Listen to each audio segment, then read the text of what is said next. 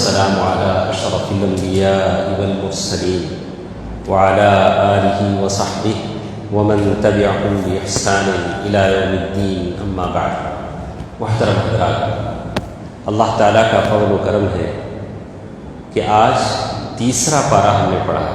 تلک الرسل تیسرا پارہ ہم نے پڑھا ہے، اور اللہ تعالیٰ نے یہ تیسرا جز، تیسرا پارہ جو آیتیں شروع ہوتی ہیں تلک الرسل فضلنا بعضهم علی بعض، اللہ تعالیٰ کے تعلق سے جس طرح جاننا ضروری ہے، رسولوں کے تعلق سے جاننا بھی ضروری ہے. بات سمجھ میں آئے؟ اللہ تعالیٰ کو جیسے پہچاننا ضروری ہے، رسولوں کو جاننا بھی ضروری ہے. بہت سارے رسول دنیا میں آئے، اس میں سے کتنے رسول اولو العزم ہیں؟ کتنے رسول اولو العزم ہیں؟ 5 رسول سب سے اولو العزم ہیں. کون کون ہیں؟ کون کون ہیں؟ کوئی بتا سکتے ہیں؟ 5 رسول ہیں جو اولو العزم پیغمبر کہلاتے ہیں: نوح، موسیٰ، عیسیٰ، ابراہیم، محمد صلی اللہ علیہ وسلم. یہ 5 رسول ہیں جو اولو العزم پیغمبر کہلاتے ہیں. رسولوں کے تعلق سے آپ کیا جانیں گے؟ یہی بات اللہ نے آج بتائی کہ رسول ان کا مرتبہ کیسے ہے، وہ کتنے بڑے لوگ ہوتے ہیں، اچھے اخلاق ان کے اندر ہوتے ہیں. اور ایک رسول کی بدتمیزی سارے رسولوں کی بدتمیزی ہے. اگر رسول کے خلاف کوئی کہتا ہے الصارم المسدود علی شاطب الرسول، رسول کے خلاف کوئی زبان کھولے گا تو اس کی گردن نکال دی جائے گی. یہ شریعت کا فیصلہ ہے. اگر اسلامی مملکت ہو، اسلامی گورنمنٹ ہو، اگر کوئی رسول کے خلاف بدتمیزی کرتا ہے تو اسے قتل کر دیا جائے گا. شاتم رسول کی سزا قتل ہے. اللہ کے نبی صلی اللہ علیہ وسلم کے زمانے میں کئی لوگوں کو ایسا قتل کیا گیا. تو پارے کی شروع میں اللہ تعالیٰ نے رسولوں کی بات کہی، تو رسولوں کے تعلق سے جاننا آپ کو ضروری ہے. کتنے رسول آئے ہم کو نہیں پتا. اللہ تعالیٰ نے بہت سارے رسول بھیجے، اور پھر ان میں سے 5 رسول اولو العزم ہیں. اس کی بات کی آیتوں میں اللہ تعالیٰ نے یہ جو آج جو ہم نے جز پڑھا ہے، جز نمبر 3، اس میں قرآن کی سب سے افضل آیتیں، فضیلت والی آیتیں ہیں، وہ ہے آیت الکرسی. آیت الکرسی ہم نے پڑھا، اللہ لا الہ الا هو الحی القیوم. چھوٹے بچوں کو سکھائیں، رات میں پڑھ کر سو جائیں تو اللہ تعالیٰ فرشتوں سے آپ کی حفاظت کرتے ہیں.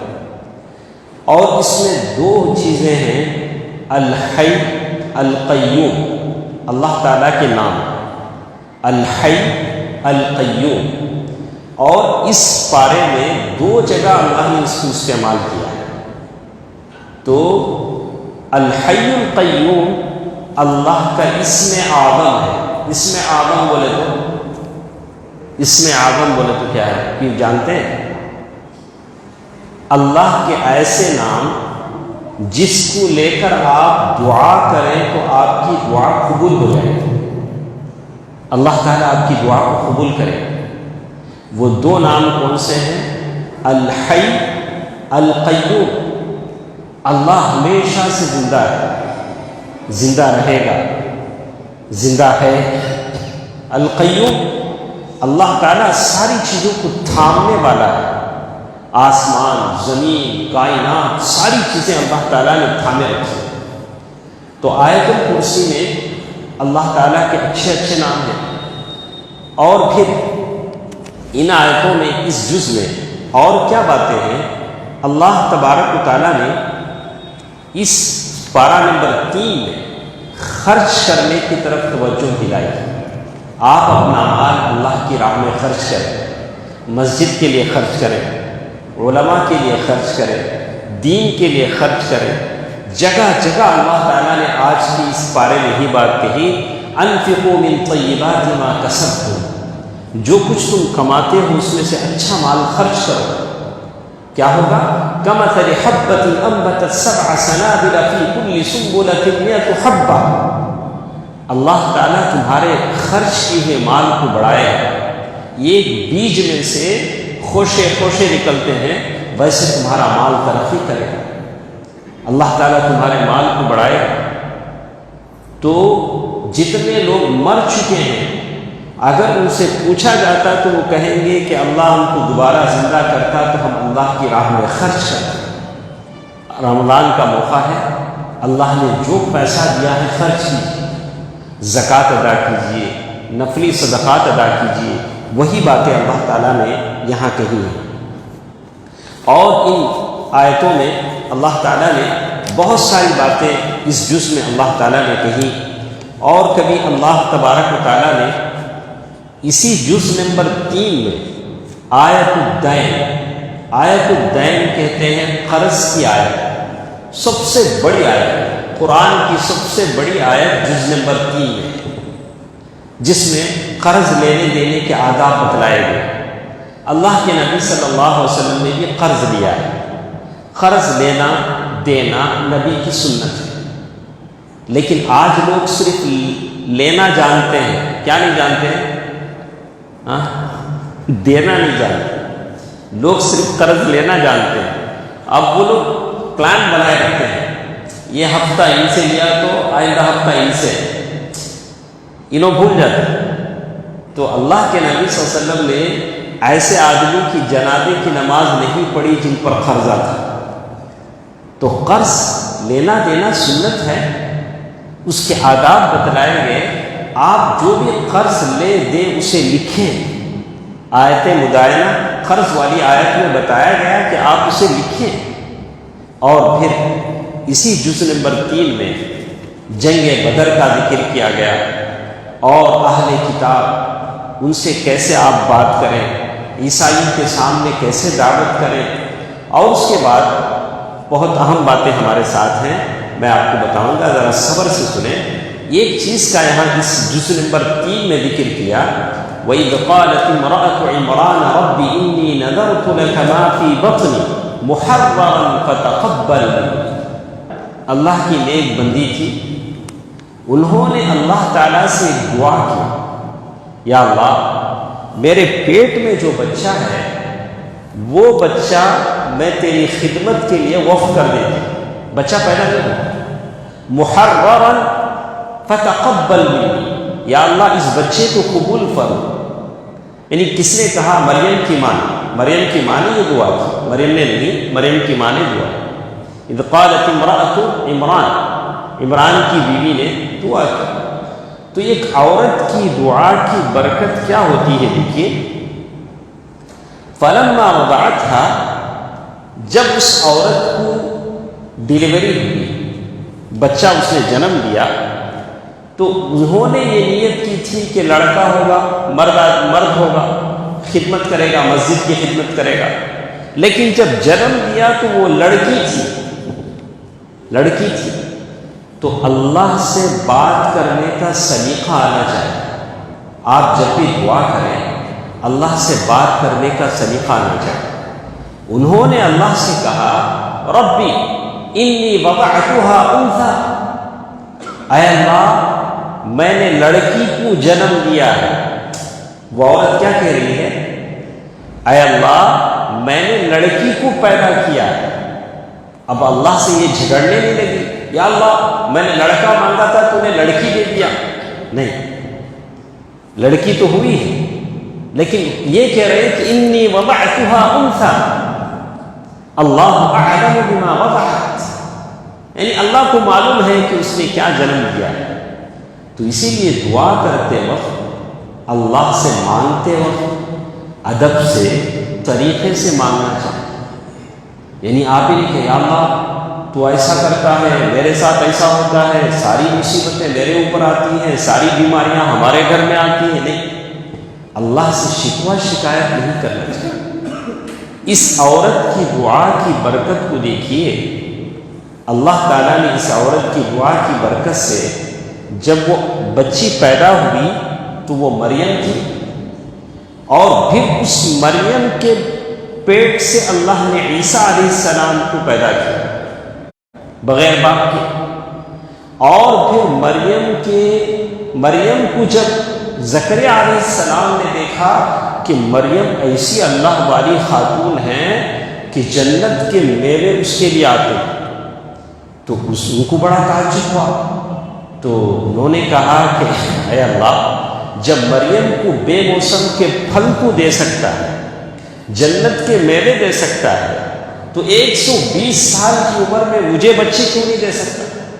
انہوں نے دعا کی، اللہ نے 120 سال کی عمر میں زکریا علیہ السلام کو بیٹا دیا یحییٰ، اور ساتھ ساتھ اللہ تعالیٰ نے کہہ دیا، جیسے اس جز نمبر 3 میں اللہ نے ذکر کیا کہ تم کو بیٹا ضرور ہوگا، لیکن ایسے ہوگا کہ تم کو بیٹا ہونے سے پہلے ایک نشانی ہوگی۔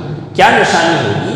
3 ایام الا رمزا، بغیر کسی بیماری کے 3 دن کے واسطے تمہارا منہ بند ہو جائے گا۔ کیا ہو جائے گا؟ تمہارے منہ سے کیا نہیں نکلے گا؟ بات نہیں ہے، کوئی بیماری نہیں، کوئی کمپلین۔ تو اس وقت تم کیا کرو؟ اللہ تعالیٰ کا زیادہ تسبیح کرو، اللہ تعالیٰ کو یاد کرو۔ تو معلوم یہ ہوتا ہے کہ کسی بھی اللہ کی نعمت کو پانے کے لیے اللہ کی عبادت کرنی پڑے گی۔ اللہ کو جتنا آپ یاد کریں گے، اللہ تعالیٰ اتنی نعمتیں آپ کو دے گا۔ تو ایک عورت کی دعا جو اخلاص سے نکلتی ہے، کتنے نعمتیں اس میں ملی۔ اس عورت نے اخلاص سے دعا کیا تو مریم اللہ تعالیٰ نے اس عورت کو دیا۔ مریم کے پیٹ سے اللہ کے نبی عیسیٰ پیدا ہوئے، اور مریم کی بزرگی اور برتری دیکھ کر جو زکریا ان کی کفالت کرتے تھے، انہوں نے اللہ سے دعا کی تو اللہ نے ان کو ایک بیٹا اور نبی دیا۔ کتنے انبیاء پیدا ہوئے۔ آج کی عورت بھی اگر اخلاص سے دعا کرے گی تو اللہ اس کے گھر کو رحمت کے خزانوں سے بھر دے گا، لیکن شرط ہے کہ ہماری عورتیں ہاتھ تو اٹھائیں، اللہ کے سامنے گڑگڑائیں۔ جتنا ہم اپنے شوہروں کو، گھر کے باپ کو، بھائی کو کوستے ہیں، اللہ کے سامنے ہاتھ اٹھائیں، اللہ کیسے کیسے خزانے آپ کو دے گا۔ پھر ایک بات جو اہم بات مجھے آپ کو بتانا ہے، اسی جز نمبر 3 میں اللہ تعالیٰ نے شروع میں ایک بات کا ذکر کیا، أَلَمْ تَرَ إِلَى الَّذِي حَاجَّ إِبْرَاهِيمَ فِي رَبِّهِ أَنْ آتَاهُ اللَّهُ الْمُلْكَ۔ ابراہیم علیہ السلام نے اس وقت کا جو بادشاہ تھا نمرود، تو اس نے پوچھا کہ تمہارا رب کون ہے؟ کہا کہ میرا رب تو وہ ہے جو زندہ کرتا ہے، مارتا ہے۔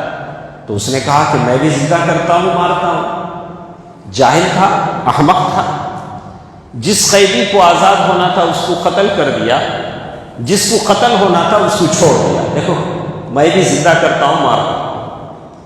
تو اللہ نے اس کا جواب سمجھایا کہ احیاء یعنی زندہ کرنا اور مارنا کیا ہوتا ہے۔ اللہ تعالیٰ نے اس کا جواب سمجھایا کہ حقیقت میں کیا ہوتا ہے۔ آپ سب لوگ توجہ دیں، آپ کو ہم بتائیں گے قرآن مجید کی ان آیات کی روشنی میں کیسے ہوتا ہے، اللہ نے کیسے مثال دی۔ اللہ تبارک و تعالیٰ نے 2 مثالیں پیش کی۔ آپ سب کو یقین ہے کہ مرنے کے بعد جینا ہے؟ ہاں، یقین ہے؟ الحمدللہ، تبھی تو ہم مسلمان ہیں۔ اگر وہ یقین نہ ہو تو اور کیا؟ اللہ تعالیٰ نے کیسے سمجھایا، دیکھیے، او کالذی مر علی قریۃ وہی خاویۃ علی عروشها۔ بنی اسرائیل میں بہت سارے انقلابات آتے رہے، بستیاں اجڑتی رہیں بنی اسرائیل کے زمانے میں۔ اللہ کے ایک نبی بنی اسرائیل کے زمانے میں اپنے گدھے پر بیٹھ کر جا رہے تھے۔ مفسرین نے کہا کہ وہ نبی عزیر علیہ السلام تھے۔ اب وہ اپنے گدھے پر بیٹھے جا رہے ہیں، ایک بستی ہے جس کا ذکر اللہ تعالیٰ کہہ رہے ہیں وَهِيَ خَاوِيَةٌ عَلَى عُرُوشِهَا، ساری بستی تباہ و تاراج ہو گئی ہے، سلاب گر گئے ہیں، دیواریں گر گئے، باوڑی کنویں یہ ہو گئے، کوئی جینے والا نہیں ہے۔ اب یہ اللہ کے بندے ایک بستی میں ایک جگہ، وہ بستی جو تباہ ہو گئی تھی پوری بستی، ایک کنارے بیٹھنے کے بعد ان کے پاس روٹی تھی، روٹی شہد زیتون جو بھی تھا، اسے نکال کے ذرا بھگوئے، اسے بھیگے کے اچھا ذرا بھیگ جانے کے بعد کھا لیا۔ اس کے بعد ٹیک لگا کر بیٹھ کے سوچنے لگے۔ کیا سوچنے لگے؟ اللہ تعالیٰ کہتے ہیں اَنَّا يُحْيِي هَٰذِهِ اللَّهُ بَعْدَ مَوْتِهَا، ارے یہ بستی جو ایسے اجڑ گئی ہے کیسے اچھی ہوگی، پھر یہاں جان کیسے آئے گی، لوگ پھر ایک بار کیسے یہاں زندہ ہوں گے۔ سوچتے سوچتے کہتے ہیں فَأَمَاتَهُ اللَّهُ مِئَةَ عَامٍ، ٹیک لگا کر سوچنے لگے کہ یہ کیسے ہوگا، پھر اللہ نے خود ان کو سلا دیا، بستی کے ساتھ ساتھ اللہ نے کیا کر دیا، خود کیا کیا، ان کو سلا دیا۔ کتنے سال سنایا اسلم بھائی، کتنے سال؟ 100 عام، 100 برس، 100 برس وہ سوتے رہے، 100 برس تک ایسے سوتے رہے، 100 عام۔ ثم بعث، پھر اللہ نے ان کو اٹھایا۔ ایک فرشتے نے آ کر پوچھا قال کم لبثت، ایک فرشتے نے آ کر پوچھا کہ اللہ کے بندے اے نبی کتنے سال آپ سوئے؟ تو انہوں نے کہا کہ میری قال لبثت یوما و بعض یوم، میں آدھا دن، ہاف ڈے یا ایک 1 ڈے کہ سوئے سر کا ہے۔ تو کہتے ہیں قال بل لبثت 100 عام، تو اللہ کے اس فرشتے نے کہا کہ آپ 100 سال سوئے ہیں۔ کیا بولا فرشتہ؟ 100 سال سوئے ہیں۔ فانظر الى طعامك وشرابك لم يتسنى، تمہارا کھانا دیکھو، تمہیں روٹی لائیں گے، روٹی زیتون، وہ انگور کھجور، وہ سب دیکھو، تمہیں کیسا رکھے گی ویسا کیا۔ تو انہوں نے اسے دیکھا، وہ روٹی ویسا ہی ہے۔ کتنے سال کے بعد؟ کتنے سال کے بعد؟ 100 سال کے بعد۔ تو بولا یہ تو ٹھیک ہے، لیکن میرا گدھا تھا، ان کے ساتھ کیا تھا؟ گدھا تھا نا، گدھا نہیں دکھتا تھا، اور گدھا جہاں بندہ تھا، وہ گدھا جہاں بندہ تھا انہوں نے وہاں دیکھا تو وہ ذرے گلے سے ہڈیاں، چمڑا گل گیا سو ہے، لیکن گدھا نہیں، وہاں کیا ہے؟ ہڈیاں جو بوسیدہ ہو گئی۔ تو اللہ تعالیٰ کہتے ہیں وانظر الی حمارک، تمہارا کھانا تو صحیح سالم ہے، لیکن تمہارا گدھا بوسیدہ ہو گیا، ہڈیاں۔ تو اللہ تعالیٰ نے کہا وانظر الی حمارک، تمہارے گدھے کی طرف دیکھو، وَلِنَجْعَلَكَ آیَةً لِلنَّاسِ، ہم تمہارے گدھے کو اللہ تعالیٰ کی ایک نشانی بنائیں گے لوگوں کی۔ کیسے؟ وَانظُرْ إِلَى الْعِظَامِ، گدھے کی ان ہڈیوں کی طرف دیکھو۔ اچانک ہڈیاں جو ٹوٹ پھوٹ گئی تھی، پاؤڈر کی طرح ہو گئی تھی، ہڈیاں ملنے لگی، 1 بائی 1 ہڈیاں ملنے لگی، ہڈیوں پر آہستہ آہستہ گوشت آنے لگا، پھر ہڈیوں میں پٹھے، گوشت، چمڑا، پھر پورا گدھا تیار ہو گیا اور چیخنے لگا۔ اللہ تعالیٰ کہتے ہیں کیف ننشزها ثم نکسوها لحما، ہم ان ہڈیوں کو جوڑیں گے اور پھر اس پر گوشت پہنائیں گے اور پھر سارا گدھا تیار ہوگا۔ تو اللہ یہ بتانا چاہتے ہیں کہ انہوں نے بس ایک بات کہی تھی، یا اللہ یہ تباہ و تاراج بستی کیسے اچھی ہوگی، تو اللہ نے ان کو خود 100 سال تک سلا دیا۔ یہ عزیر علیہ السلام تھے۔ پھر اپنے آنکھوں سے گدھے کو جو ہڈیاں بالکل پوڑر ہو گئی تھی اس پر گوشت بنتے ہوئے، چمڑا آتے ہوئے اور گدھا چیختے ہوئے انہوں نے دیکھا، اور اس کے بعد وہ کہتے ہیں فَلَمَّا تَبَيَّنَ لَهُ قَالَ أَعْلَمُ أَنَّ اللَّهَ عَلَى كُلِّ شَيْءٍ قَدِيرٌ۔ جب ان کی بات سمجھ میں آ گئی انہوں نے کہا کہ اللہ ہر چیز پر قدرت رکھتا ہے، اللہ ہر چیز پر قدرت رکھتا ہے۔ بات لمبی ہے۔ پھر اس کے بعد عزیر علیہ السلام اس بستی میں جاتے ہیں، جس بستی کے بارے میں سوچے تھے اس بستی میں جاتے ہیں، دیکھتے ہیں کہ ساری بستی بدل گئی۔ 100 سال میں کتنا بدلا ہوگا؟ وہاں جہاں ان کا گھر تھا وہاں گئے تو دیکھا کہ وہاں ایک بوڑھی عورت بیٹھی ہے اور اندھی ہے۔ تو وہاں انہوں نے پوچھا کہ عزیر کا گھر کہاں ہے؟ تو اس نے کہا کہ عزیر کے بارے میں تم کیوں پوچھ رہے ہو؟ کہا کہ انا عزیر، میں عزیر ہوں۔ تو بولا کہ عزیر اللہ کے نبی تھے، وہ اندھوں کو بینا کرتے تھے اللہ کے حکم سے، تم دعا کرو میرے لیے جو میری آنکھیں چلی گئی۔ جب عزیر جب گئے تھے تو وہ 20 سال کی تھی، اب اس کی عمر 120 سال تھی۔ تو انہوں نے دعا کیا، اس کی آنکھیں آئیں۔ بہرحال ایک لمبا قصہ ہے، اور اللہ تعالیٰ اس پارے میں پارہ نمبر 3 میں بتانا چاہتے ہیں کہ مرنے کے بعد اللہ تعالیٰ ہے جو زندہ کرتے ہیں۔ اسی کے ساتھ ساتھ اور ایک واقعہ جو ہمارے ساتھ ہے اسی کو بھی ہم جانیں گے، وہ ہے جو اس جز میں بتایا گیا وَإِذْ قَالَ إِبْرَاهِيمُ رَبِّ أَرِنِي، اور ایک واقعہ کہ مرنے کے بعد اللہ کیسے زندہ کرتے ہیں۔ تو کہا کہ یاد کرو اس وقت کو جب ابراہیم علیہ السلام نے کہا رب ارنی کیف تحیی الموتى، اے اللہ مجھے بتائیے کہ مرنے کے بعد مردے کیسا زندہ ہوتے ہیں۔ کس نے کیا ہے سوال؟ ابراہیم علیہ السلام، اولو العزم پیغمبر اللہ سے سوال کر رہے ہیں۔ تو اللہ نے کہا کہ اولم تؤمن، کیا جی ابراہیم تم نہ ایمان نہیں؟ کون پوچھ رہا ہے؟ اللہ پوچھ رہا ہے ابراہیم علیہ السلام۔ تو ابراہیم علیہ السلام اتنے بڑے پیغمبر، اتنے انہوں نے بتوں کو توڑا تھا، اتنا ان کا یقین تھا۔ یقین 3 ٹائپ کا ہوتا ہے۔ یقین کتنے ٹائپ کا ہوتا ہے؟ 3 ٹائپ کا ہوتا ہے۔ یہ علم الیقین، علم الیقین کیا ہوتا ہے؟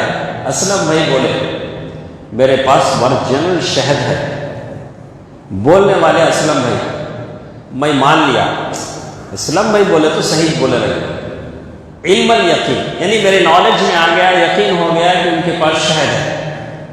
اس کے بعد باٹل اٹھا کے بتلا، عین الیقین، اب میں کس سے دیکھ لیا؟ آنکھ سے دیکھ لیا۔ اسلم بھائی بولے سو صحیح، ان کے پاس ورجنل شہد ہے، باٹل بھی بتلا ہے، آنکھوں سے دیکھ لیا۔ یہ یقین کا دوسرا درجہ ہے، عین الیقین۔ اس کے بعد اسلم بھائی لا کو ذرا باٹل کھول کو چٹائے، میں کیا کرا نکال کو کیا کیا؟ چاٹا۔ اب مجھے کیا ہو گیا؟ حق الیقین، حق الیقین، اب مجھے بالکل یقین آ گیا۔ تو یقین کے کتنے درجے ہوئے؟ 3۔ تو انبیاء کا یقین بھی زیادہ ہوتا ہے۔ تو ابراہیم علیہ السلام نے کہا قال بلا ولكن يطمئن قلبی، یا اللہ مجھے یقین ہے تو مرنے کے بعد زندہ کرتا ہے، لیکن میرے دل کا اطمینان میں چاہتا ہوں۔ تو اللہ تعالیٰ نے بتلایا دیکھو ابراہیم ایسا کرو فخذ 4 من الطير، 4 پرندے لے، فخذ 4 من الطير فصرهن إليك ثم اجعل على كل جبل منهن جزءا ثم ادعهن يأتينك سعيا۔ ایسا کرو 4 پرندے لے کے ذبح کر کے اس کی ٹانگ، اس کا پر، اس کی گردن، اس کی گردن ایسا ملا لو، مکس کر دو، اور 4 کو الگ الگ پہاڑوں پہ رکھ دو۔ پھر اللہ کا نام لے کر پکارو، سارے زندہ ہو کر واپس آئیں۔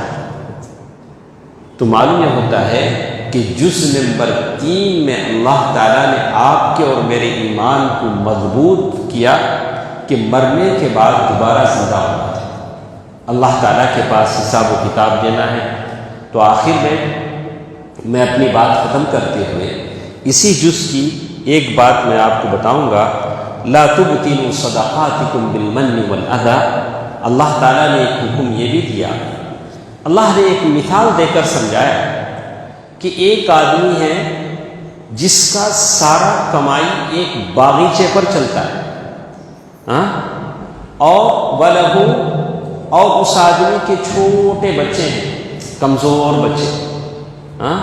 بچے کما سکتے ہیں، اور یہ آدمی کی ساری کمائی اس باغیچے پر چلتی ہے۔